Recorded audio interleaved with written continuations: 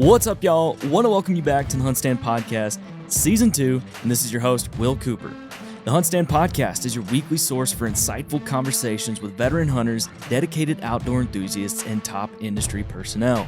I'm going to have guests on here who are true experts in their field, diving into the captivating world of our industry and the great outdoors. With each episode, you, the listener, will receive invaluable knowledge, tips, and guidance on how to enhance your skills in the wild and in life. Tune in to be entertained, informed, and driven to reach new heights. The HuntStand Podcast is brought to you by Yamaha and its full line of class-defining, adventure-seeking motorcycles, ATVs, and side-by-side vehicles. The HuntStand Podcast is also brought to you by Springfield Armory and their lineup of Model 2020 Waypoint rifles. And finally, the HuntStand Podcast is brought to you by StealthCam. It's never been easier to go wireless with the Command Pro app. Capture high-quality photos and videos of all the action wherever you hunt with StealthCam's advanced cameras and data plans tailored to your needs. So make sure you check out their website today, stealthcam.com. HuntStand Podcast, Season 2, buckle up. It's going to be a good ride. Let's go. We're live, man. Well, Matt. Excellent. Welcome to the HuntStand Podcast. Yeah, thanks for having me on. I'm excited to talk today about HUNTSCORE and whatever else we cover. Yeah, man. I mean, we may go down some rabbit holes, so you never know if we do.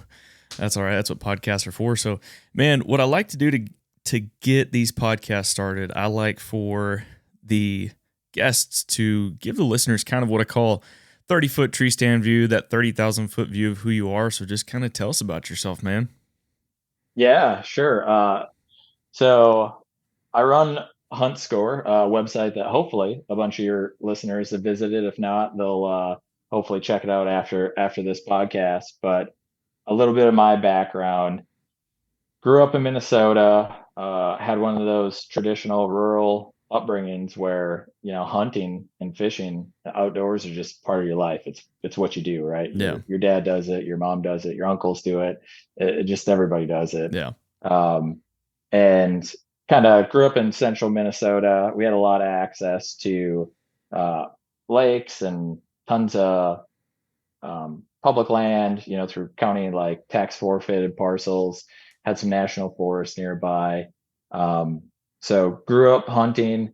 After that, you know, went to college and spent really the last, I guess, decade doing data science. So probably not necessarily going to be a lot of listeners that are familiar with that, but if you've used, you know, any phone applications or seen any of the talk about things like ChatGPT and some of the nerdy stuff like that, the AI, that's the field that I've lived in for the last decade. So, but never really let go of my hunting roots, even though I'm, you know, firmly in the tech field. So that's kind of how I got involved with HUNTSCORE. Okay. Yeah. So where are you located at again? We are in Northwest Arkansas. Gotcha. Northwest. Yeah. So have always lived in the Midwest. I've slowly been moving further and further south, but well, that happens, man. That happens. So yeah. Well, you know, one of the things I want to use today, because HUNTSCORE is relatively new, and I kind of want to use this podcast to broadcast who y'all are, what you do, and kind of the history behind it. So tell us a little bit about, you know, the history of HUNTSCORE, how it started, where it came about. Was this like an idea on the back of a paper napkin at the bar deal, or, you know, how did HUNTSCORE get started? Yeah. It's kind of an interesting story. So HUNTSCORE, its creation actually predates me. So this is one of your things. If there's listeners out there and they're like, man, I love the outdoors, I want to know how to get involved in it.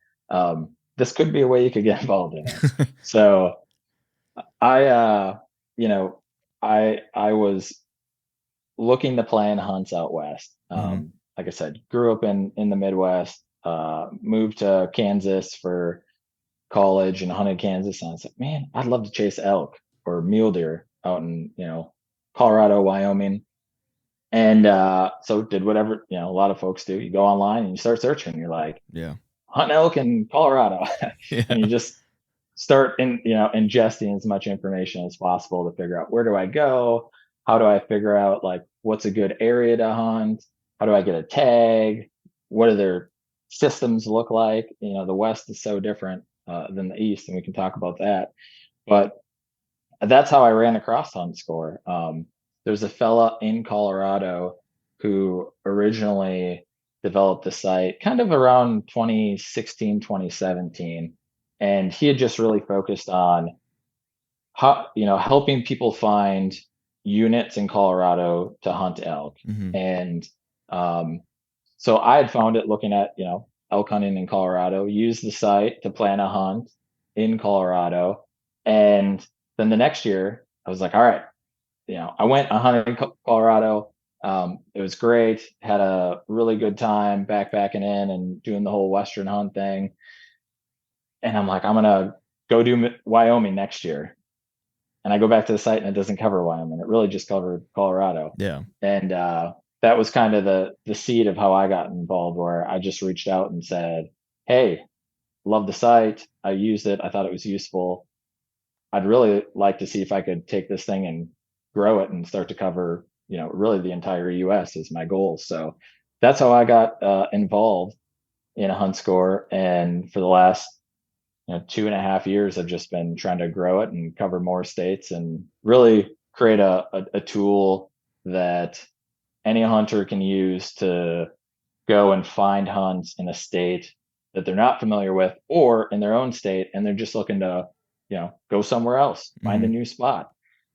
So that's the goal. Is it's really a hunt planning tool so that any hunter can easily find a hunt that fits really the experience they're looking for, because everyone's got their idea of what an ideal hunt is, and no two people are looking for exactly the same thing. Yeah. So I try to provide all that data in one spot so you can dive in and filter to your heart's content to find your hunt. I like it. I like it. Now, do you retain ownership, or are you more or less, or how's everything Yeah, structured? yeah. So I just said, hey man, I'd like to buy the site, and it happened to be that he was ready to move on to other projects, and he was Mm-hmm. like, yeah, sure, make me an offer. So went through the whole negotiation process, and kind of due diligence, and took it over. I think in it was like mid 2020. Okay. And then have been working, more or less full time on it since. So Nice, man. Nice. Well, yeah. your own boss, can't complain about that, man. I like it. No, yeah, yeah. It's a really nice feeling. So Yeah. obviously like it's still small and I'm still growing, so Mm-hmm. make a lot of sacrifices on kind of the monetary side of things. But hey, one day hopefully Yeah. uh I'll have it to a point where I'll look back and say, yeah, it was all worth it. So So, kind of looking at a roadmap, I mean, where are you at in your stage of growth? You've got some big plans that you can share on the podcast for the site or anything, or like where are you at with all that? yeah, yeah, a ton of big plans. Happy to share really all of it. So, right now, if you visit the site today, you're going to see that it covers most of the Western U.S. Yeah. So draw a line down through, um, you know, Montana, Wyoming. Like we're gonna cover everything. Don't cover Nebraska, North Dakota, South Dakota yet, but it'll get there. It'll get there. Mm-hmm. So we cover the West.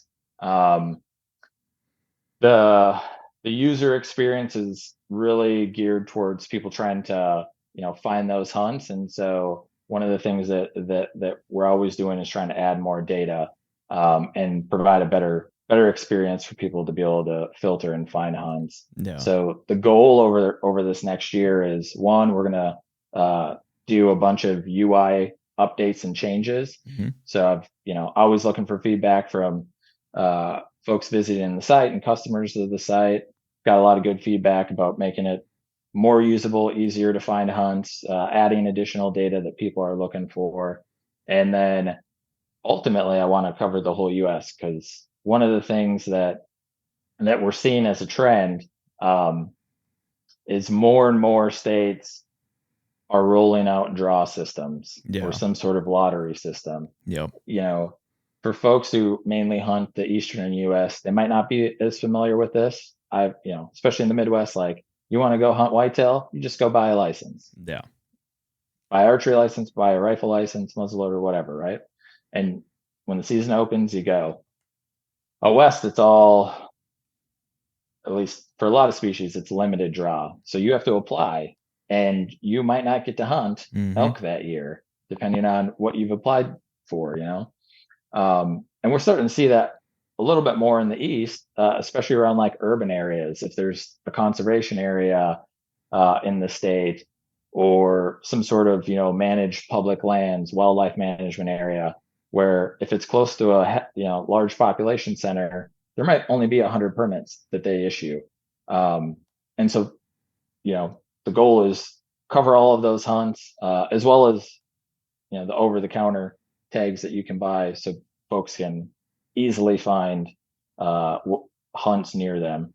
So covering the whole US is another big thing that hopefully by the end of the year I'll have that all that data collected and up on the site, which as far as I know, I don't think there's anybody doing it today. There's no site you can go to and be like, Yeah. I want to hunt whitetail.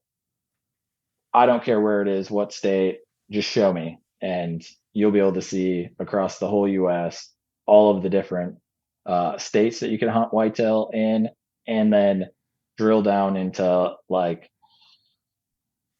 whatever granularity of harvest statistics the states provide. So a lot of states at least in the East, will go down to like the county level. So you'll be able to compare counties, in any state across the East to say, all right, where where's like my best chance of harvesting something, where's the best chance for shooting a booner Mm-hmm. buck or something like that.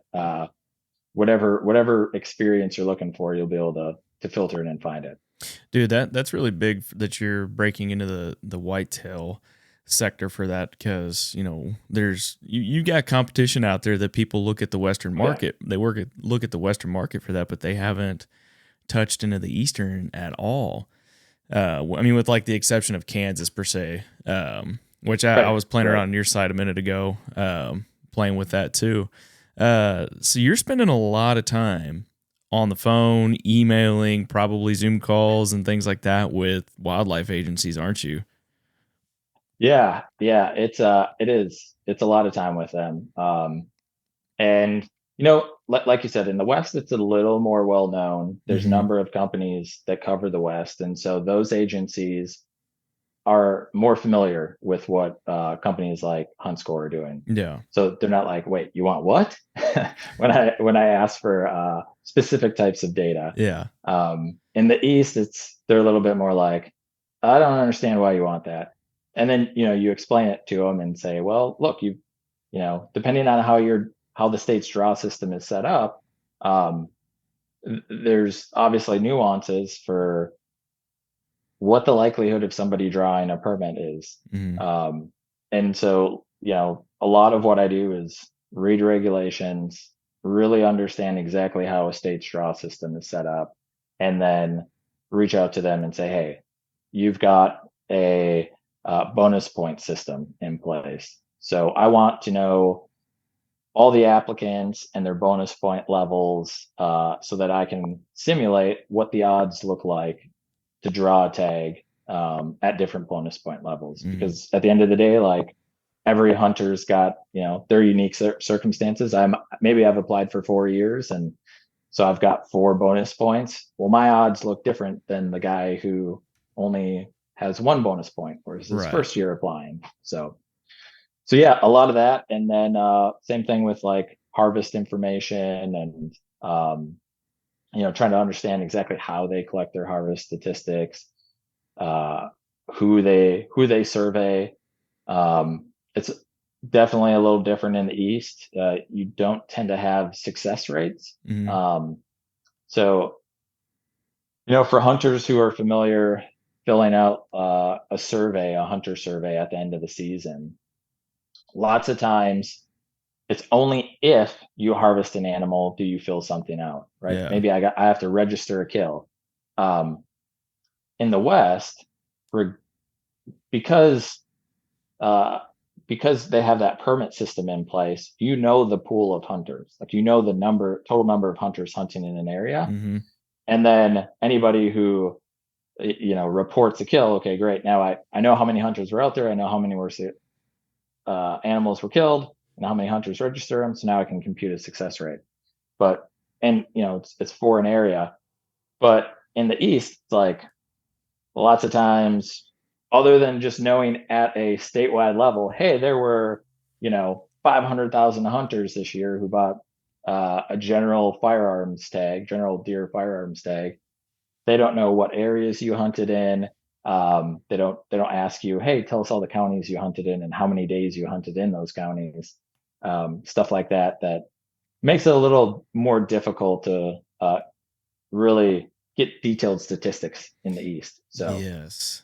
And see, I feel like with the way that technology has been developing over the past few years, I mean, like I'm in Texas, and the first thing that the state of Texas just rolled out this year was digital licenses. And so whenever when I report a kill, now I report what part of the county I was in, or what region, then what county, and then the sex of the animal that I killed. So I mean, I feel like that's going to be huge for you.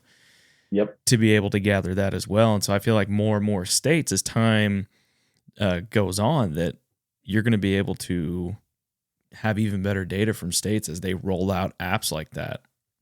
Oh yeah. Yeah. No, spot on. Spot on. In Arkansas, so we had lived in kind of both Kansas and Missouri. We jumped across the state line out there. Mm-hmm. We lived in the Kansas City area for a decade, but been down in Arkansas now for over coming up on a year. And in their app, you can report like wildlife observations too. And so I think that's a pretty cool thing for wildlife managers to be able to start collecting much more robust observation data to really understand, population health and how many hunters are out there. So, every day that I went out and hunted this year, if I saw a deer, turkey, bear, whatever, they're asking you like certainly all of the big game species, and some of the small game species. You can report observations, and all that information helps, your wildlife managers do a better job at managing those healthy populations in the state. So yeah, it's we're going to see a lot of changes over the next decade, just as more tools come into play like that. Big time. Yeah. I think that's huge. I mean, not just only for companies like yourself, but I mean, just in general, for the whole industry. Now, do you have a phone app as well, or is it just mobile? I mean, a desktop right now? Yeah. Just a mobile website / desktop website. So no app in the App Store or Google Play Store right now. Not yet, right? Not yet. One of the things that's kind of tricky is it's difficult to show like lots of data on a small screen. Yes. and make it usable for the user, right? Yeah. And so that's one of the things that as I'm working on a redesign this year, I'll be getting a lot of user feedback, as I'm thinking about, okay, how do I make that mobile experience better? You won't have all the data and filters that you can see on a desktop version, but certainly some amount of it.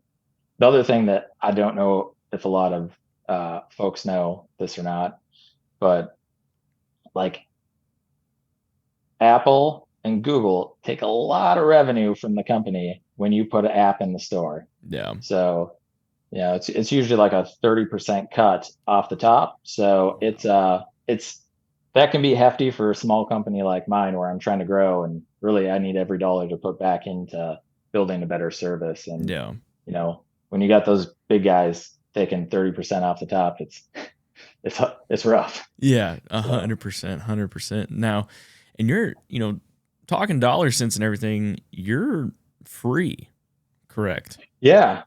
So I've got two tiers. There's a free tier and a paid tier. Okay. The free tier, you get a lot of data.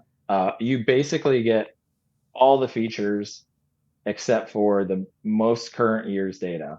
But you'll Mm, be able to see all the historic trends, use all the filters and functionality on the site. You can, okay. in the West, like making sure that you hit your application periods is a Hmm. big thing, and that you remember to go out and apply, even if you're just building points. So I've got like reminders that you can set up. You can get emails or text alerts to your Sweet. phone. All that stuff's free. Yeah. Folks can go out there and spend hours on the site just looking at all the data. Mm, But if you want the most current, you want 2022 data this year, right? Because we're in the 2023 draw season. So if you want that 2022 data, you'll have to upgrade to a paid version. Um, but outside of that, you can get a lot on the site for free. nice. Now, what's it cost for that paid version? The paid version is $50 annually. So, you know, two me like maybe 2 nights at the bar, Hmm. something like that. You gotta forego that, and then you'll have the most current data. Yeah, big. That's not bad at all. And I really like that because you just have all this data and all these tools at your fingertips to help you make better informed decisions at where you want to go either this fall or the next based off of everything that you've compacted into one site.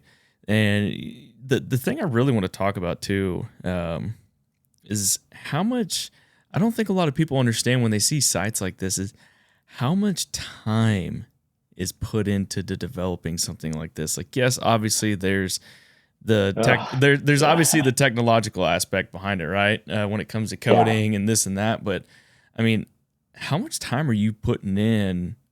I mean, whether it's per week, per month, or the year, how much time are you putting in just in data collection itself? Uh, I mean, it's it's it is like two full-time jobs. I was You gonna know, say, have you put pen to paper on that yet to calculate your time in that?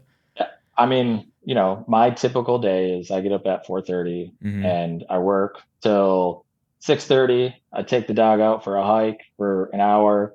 We come back, take care of the kid, and then by 8 o'clock I'm back on it, work until 4. Kid goes to bed, and then maybe I spend another hour on it in the evening. I do that 5 days a week. On the weekends, I work the mornings. Yeah. It's just, and you work as much as possible. Well, you're trying to grow, obviously. Yes. Like I said, the site, it's been growing a lot. From a free perspective, Mm-hmm. there's probably over 500,000 hunters are going to hit the site this year. So Wow. it's yeah, a lot of folks able to go out there and get some information about their hunt. But yeah, it takes an immense amount of time to collect all that data. Mm-hmm. And then the thing is, every year it's got to be updated. I was about to So say, yeah, you got to update and you got to get back in contact with those agencies again, and don't you? yeah, yeah, yeah. So every year, I'm back contacting the agencies. Usually, sometime in the after the draw, then I'll Mm-hmm. be trying to get draw data and information. So most of the draws in the West, and the East too, Yeah. occur basically somewhere between early winter through midsummer. Yeah. So in your first 6 months of the year, every draw across the U.S. is pretty much done, Yeah. with a few exceptions here and there. And then the harvest information also is updated, annually, Mm-hmm.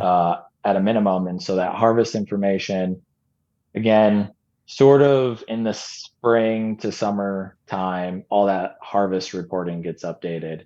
Uh, just kind of depends on when state seasons close. Um, and then on top of that, there's regulation booklets. So Gosh. regulation booklets, you got to go out there and get all the most recent regulation information as well. So yeah, it's a big lift. It's a big lift, which is why there's not a lot of people doing it. Yeah. When when do you see the biggest hit on your website from just a traffic perspective? Yeah, the biggest spikes are on application days, right? So Yeah.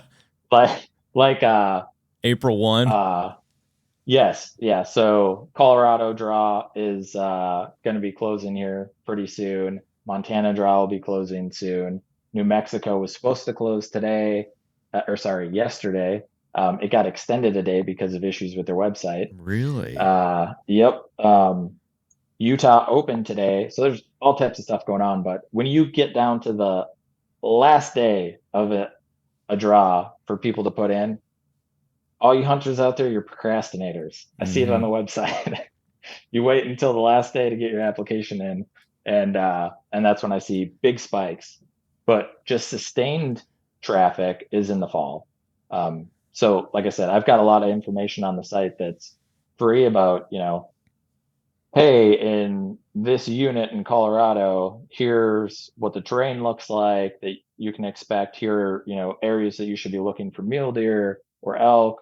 Um, because all that information's on there and it's free, just in the fall is when the site's the busiest. Yeah. People are going out there and, maybe they go out for a weekend or they're going to be going out in next week for their big hunt and they're Hmm. just trying to freshen up on the data and make sure they're ready to go. So So let's talk about, let's take Colorado for example, because that's in my opinion. I mean, I've seen it. I mean, I could be totally wrong on this, but I feel like that's probably one of the busiest states when it comes to Western hunting.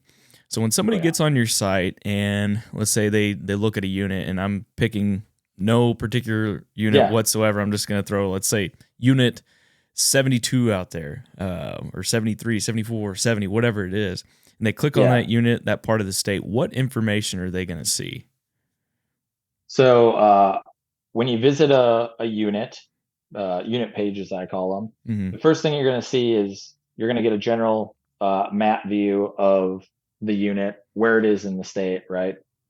And then you'll have scores. So the site is called HUNTSCORE, Yeah. and there's a reason for that.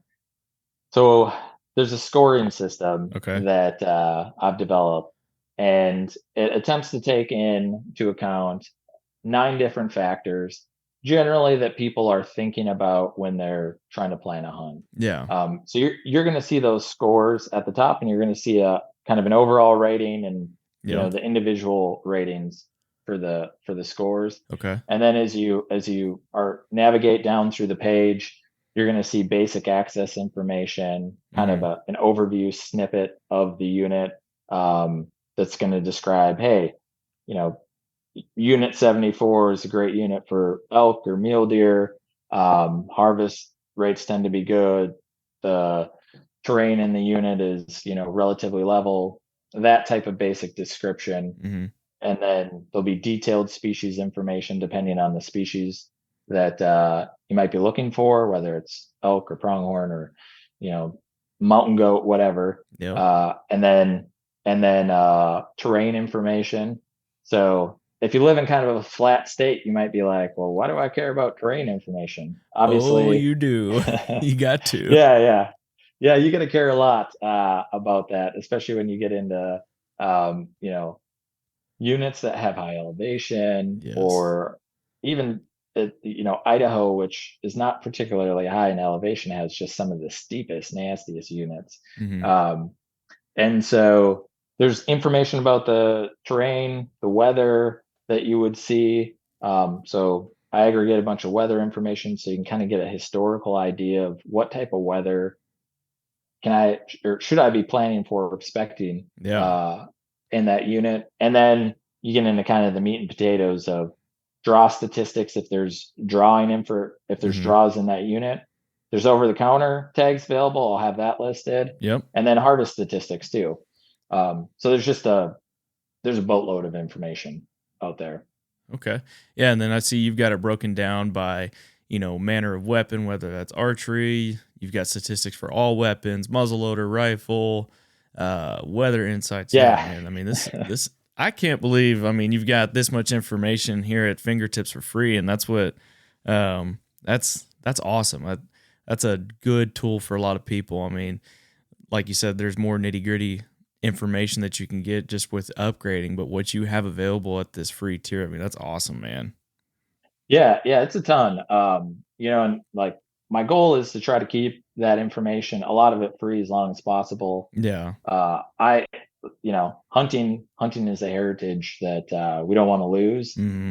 We want folks out there engaging in the sport and activity, and outside of access. Uh, one of the things that's a big barrier for people to hunting, or why they drop out of the sport, is just like not really not having mentors, or not being able to pick up knowledge. Yeah.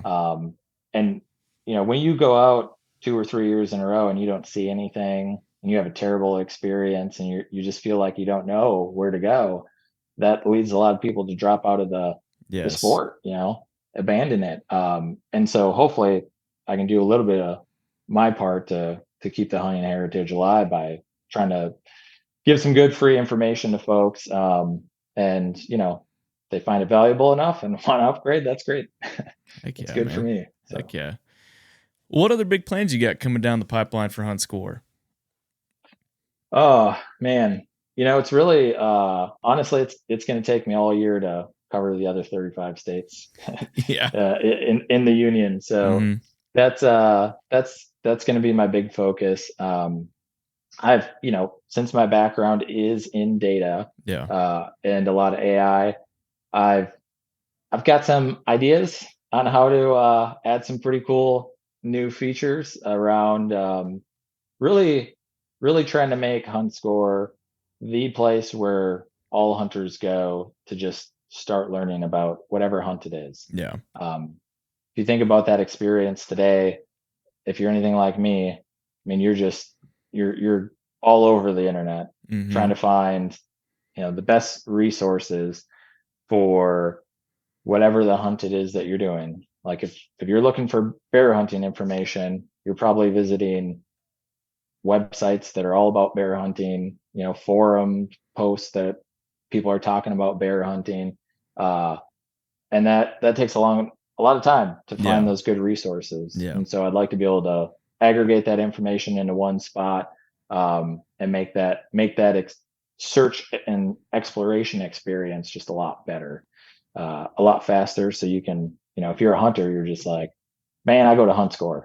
Start there, and then see where the journey takes you. But HuntScore is like the place where you start your hunt research. I So like it, man. And I really like that you're doing all this to gather information for the East. I really, really like that because, for somebody like myself, I'm a Texas boy. And so, I've gone out west, chased after elk and mule deer and stuff. But, the Eastern whitetail uh, market, sector, industry, whatever you want to call it, it's a different ball game than where I live. I mean, there's not a lot of public land here in Texas, so right. I mean there is, but we have to draw for it, and it's you're very reluctant to draw. Like I've been putting in for nearly a decade now, and have yet to draw a tag, and so that leads me to look east, and Yep.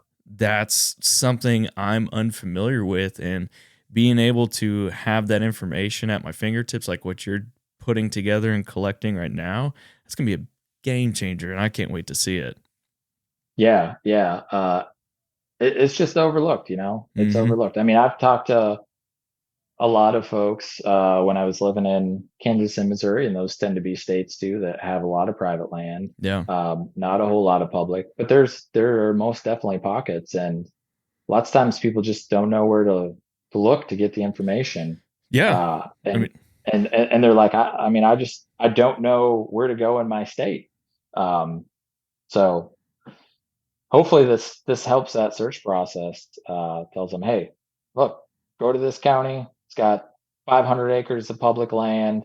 Here are the tags that you can hunt, the species you can hunt, mm-hmm. the dates, and here's information that you need to know to try to make your hunt successful. I like that, man. I can't wait to see that. Now, a part that a thing I'd like to talk about too is, there's hunters that they embrace this technology. We love it because it helps Yeah, us become better, hone in on our craft, and a lot of us don't have the grace and reluctancy to go hunt for a few months out of every year, take off a ton of time. Like there's guys that they get that 1 week and they want to maximize that time. And so things like this really help them. But then there's another side of that people are like, man, I hate this, I hate that now because now everybody's going to know about it. I mean, how do you combat comments, people, emails, and things like that are addressed to you? Yeah, it's like one of the topics that I think about a lot. Mm-hmm. Probably the most is I'm trying to think about adding information and features to the site Yeah.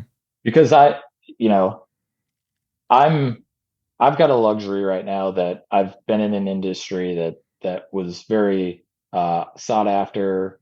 I kind of fell into a skill set that Mm-hmm. allowed me to, do well so far in my life. Yeah. But a lot of folks, like, they don't have money or the time to go hunt all over the US. Like, they hunt the piece of public land nearest to them, and it's what they've been doing for a long time. Mm-hmm. And so I realized that if more people find out about that piece of public land, right, and start going there, that's going to change their experience. Yeah. So it's not something that's lost on me. And I certainly, I don't know how you put the genie back in the bottle now. Um, Honestly, like it's one of those things where, in my mind, the best way to combat it is to make other hunters aware of this fact, right? Mm-hmm. And to not just be thinking about themselves, but think about the other guy that's out there. Yeah. Um, think about not ruining his experience, right? And how do you do that? Like, don't go walking through that chunk of public land all over the place trying to scare up every deer that's bedded. It's about Um, respect. yeah, yeah, it is. It's about respect, and don't.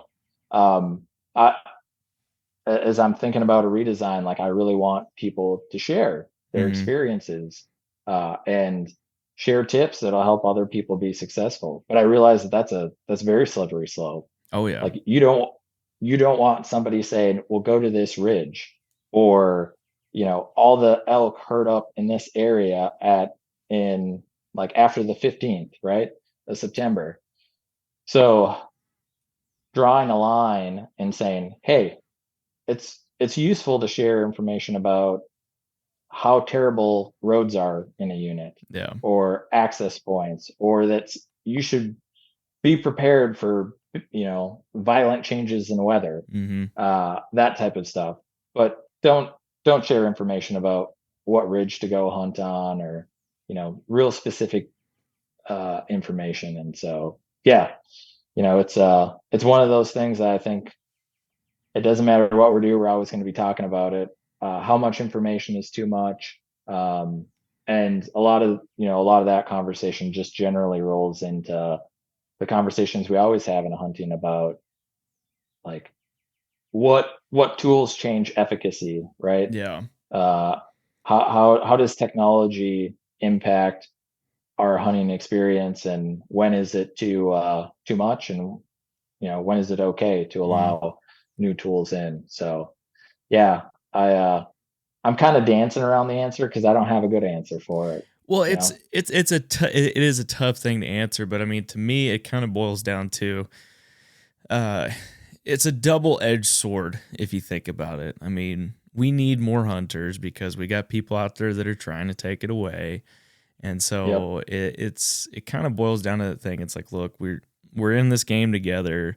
If we want to continue to recruit more hunters and we want hunter numbers to increase, and we don't want that thing where guy gets discouraged after going out west for 2 years and he gives it up and sells all his Yep. stuff because it was too difficult. We have to be willing to share information. We have to be willing to teach, mentor others, because that's what's going to continue to cultivate good hunters, respectful hunters, and teaching people how to do it right versus I feel like an old school mindset that I feel like is disappearing, but it's still there, is there are some older dudes out there and older women too that they hunt and Yep. they're just lip locked. They don't want to give any tips, tactics on how to do things or share their insight on how they've been so successful for all these years. because they're afraid that somebody's going to come and steal their spot, right? I mean, that's Right. I've been in the fishing industry before, and you see guys with holding up big fish, and guess what? The background's blurred out because they don't want people to find their spot. I get that, but it's I think at the end of the day, just we have to be willing to share that information in a way that doesn't give away all the secrets, but still cultivates the culture and creates this inviting place where we can continue to grow more hunters. And this is a good way to do it. Yeah, totally. Like a couple anecdotes, and again, this is like one of the things that I think a lot of people don't think about, right? Is like where I was thinking about ourselves, we don't think about the way other people experience things. Yeah.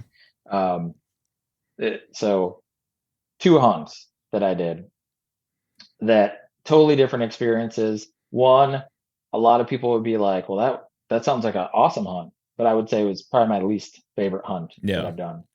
And another one that was, most people would be like, what? You did that? Like, why would you work so hard?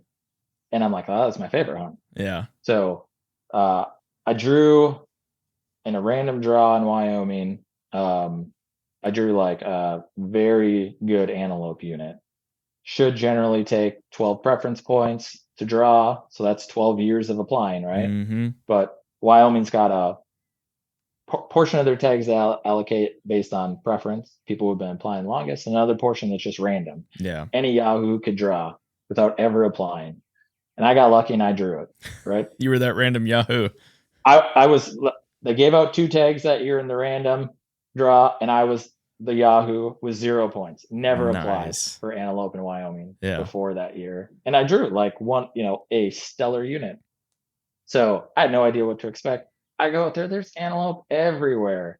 They are just like big bucks running around. And online, everyone had said, like, you draw this tag, try not to shoot one the first day. That's the main thing. Like, just spend some time looking at the bucks running around and judging them and stuff. So I get out there, and by an hour after sunrise, I've seen 100 antelope.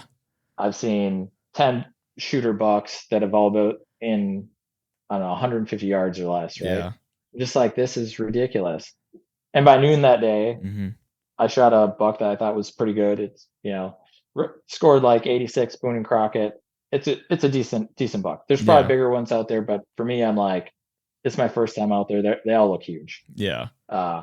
Easiest hunt I have ever had in my life. And at the end of it, I was kind of like, well, it was fun, but you may not have drawn that tag again for 12 years though. Yeah. And so it's interesting, right? Because for the guy who's been applying for 12 years, like, it probably means way more to him than me, the guy who just drew it in the random draw, and it's not a hunt that you really have to work for to like get an animal. It is a hunt that you have to work a little bit more to find a trophy class animal. Yeah. But still, there's a lot of big bucks running around that unit. So anyways, that's like super easy hunt. It was done, and at the end of it, I'm like, well, that was awesome. I'll probably never do it again. But just a very different experience. I didn't have to really work for anything. Yeah. Right. It was like almost given to me on a platter. And then fast forward to another year when I go to a over-the-counter, a leftover tag. I pick up a leftover cow elk tag in Wyoming, and a unit that's got some, nasty terrain in it. So I'm out there, I, spot some elk. I know that it's got kind of a lot of pressure because it's an over-the-counter unit, more or less. You can pick up these tags after the draw. Nobody wants them. They're like, why do I want to bust my, can I swear a little bit? Oh yeah, you can. No worries. Right. What do I want to bust my ass to like go shoot a cow elk way away from a road and hike up a mountain with it, right? And I'm just like, this is gonna be awesome. I just want to go out there and experience it, right? And so I go out by like 1 o'clock that day, I've been following a elk way up down a ravine, up the side of another mountain, just a nasty, nasty country. Shoot it, get it all butchered up. The next day, I'm packing it out. I slip. I like jam my thumb back. Can't Oof. hardly hold my trekking poles. Starts raining and sleeting. It takes me 2 more days to get that elk off the mountain. Right? Oh. It's just terrible. Yeah. Like nasty weather, everything. I get back. I'm packing out my last load of meat. I get back and there's, an old gentleman sitting there in the truck at the trailhead, a local, and we start talking. And he's like, "Oh yeah, you look like you've been working, you know?" It's like, "Yeah, shot elk over there." He goes, he's been hunting this area his whole life. Yeah. He's like, "Oh, you shot it over on, XYZ, at like XYZ Creek." And I was like, "Yeah, I did shoot it over there." He's like, "Oh yeah, they're always over there. Nobody goes over there because it's so nasty, to get one out of there." I did. Like, "Oh yeah, well that was me." And we sat there and chatted, and he told me a whole bunch of stories of just different spots he had shot elk, great hunts, terrible hunts, how the wolf reintroduction had really kind of changed different hunting areas. Mm-hmm. It just, one of the hardest hunts that I've done. A lot of people would just not do it because they're like, why, why would I put so much effort into that without coming out with, a huge rack or something. Yeah. But for me, it's like easily the best hunt I've ever had. Yeah. It was just, it was fun, enjoyable for me. And so everybody's got like their own perspective on what makes a hunt good or bad. Mm-hmm. One guy's like, "Hey, I don't want to see anybody when I'm out hunting, and I don't want to see any additional pressure on my chunk of public that I hunt." Yeah. And another guy's like, "Bring on all the people, because I know I'm a better hunter. I understand animal behavior better, and I don't care how much pressure there is. I'll figure out how to find those animals." So, it's this debate that we have among ourselves about like what's too much information, what's not enough. Do we have enough hunters? Do we have too many hunters? These things are never going to end. We're just going to keep talking about them. Oh yeah. I mean, it's, I feel like COVID exasperated like the amount of hunters that went out west. I remember sitting watching the news one morning in Colorado a couple summers ago.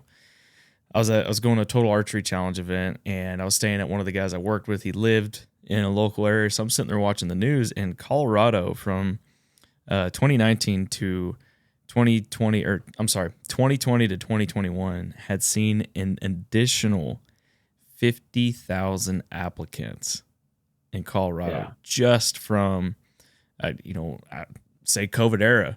But to your comment earlier, a lot of people go out west, they realize how hard this is. It's not as easy as YouTube made it out to seem. Right. And then they're backing out of it. So now it's like, I feel like a lot of states made changes to regulations and draws and units based off of those numbers, which I think was smart. But now I think we're going to see a lot of those applicant numbers decrease. We're still going to see a relatively high popularity in it, but the romantic it was seen so romanticized over those couple of years that now I feel like that's kind of fading, and we'll see things kind of normalize again. Maybe like the housing market. Maybe like the housing market one day. Who knows? That'd be great. That'd be great, right? Yeah. No, it's true. I've been meaning to write an article on this and post it on the website. It's so a lot of people focus on like the near term, the last several years or the period of time that they've been doing it. And they don't really go back to the historical statistics and look at it. So like COVID bump in hunting, no doubt, there's no lie, it happened. It was severe. You're talking 10, 20% increases in applications across a lot of the Western states. But like Colorado, if you go back to the early 2000s, you'll see we really haven't had an increase in applicants. If you look at total application numbers, about where they were in the early 2000s is where they are now. Really? They dropped and then they went back up.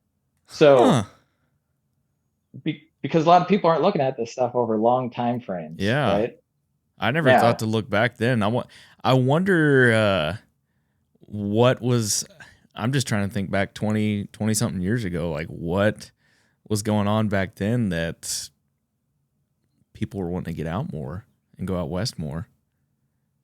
I mean, these are total application numbers, so it's like, to an extent, a lot of this stuff tends to follow kind of macroeconomic cycles too. Yeah. Just when times are good, people got money, they can go on hunts. Yeah. When, like a lot of us spend a lot of money on hunting. Oh yeah. And when times aren't as good, you go on fewer hunts, or you maybe don't even go out at all. Yeah. And so yeah, like if you look at different states, you'll see some of these trends change. And another thing that you'll see is it's not lots of times it's not like non-residents coming in. There are certainly more and more states that have non-residents, more and more non-residents trying to draw tags or picking up leftover tags or whatever. Yeah. But a lot of these states in the West, they've seen extraordinary population growth over the last 20, 30 years. Yeah. Like Colorado is way bigger than it was 20 years ago. Big time. So, like, why is the hunting experience changing so much in Arizona or Colorado or Utah? Well, like, look, you got 20, 30, 40% more people than maybe you had however many years ago. Yeah. And so you have a lot more demand. And when you have a lot more people too, we all know those people got to live somewhere. You build more houses, you take away more habitat, and all that stuff. It just changes your hunting experience. And it's something that, as long as we continue to have population growth, even if the number of hunters stopped, it stayed stagnant and never grew, all of our experience is always going to change as long as you continue to have development of the land and fewer places for, wildlife to roam on. So and more alternative users of the land, right? Yeah. Like more hikers, more bikers, more wildlife watchers out there. That all changes our experience too. So. Big time. Well, man, I know we're running out of time here, so tell the listeners where they can find everything HuntScore. You got any social media pages? Where can they go if they want to check it out? Yeah, best place is just go to the website. So www.huntscore.com. Go check it out. Shoot me an email, give me feedback, what you think, features that you like, changes you want made to the site. I'm always open. But yeah, it's there. A lot of information's free. And the website's always up. So sweet. You got anything on social media, YouTube or anywhere else? I've got a couple videos on YouTube that cow elk hunt I talked about. I've got a little bit of that. I'm not I'm a terrible video editor or videographer. So it's don't expect any great quality, but okay. Yeah, got some videos out there just explaining how to use the site, stuff like that. Don't do a whole lot on Instagram or Facebook. I don't have time for it. And yeah, it's maybe one day when the company gets a little bigger. There you go. Well, sweet, man. Well, I really appreciate your time today to talk HuntScore and let people know all about you, man. Yeah, I appreciate you having me on, and it was fun. Heck yeah, man. We'll have to do it again.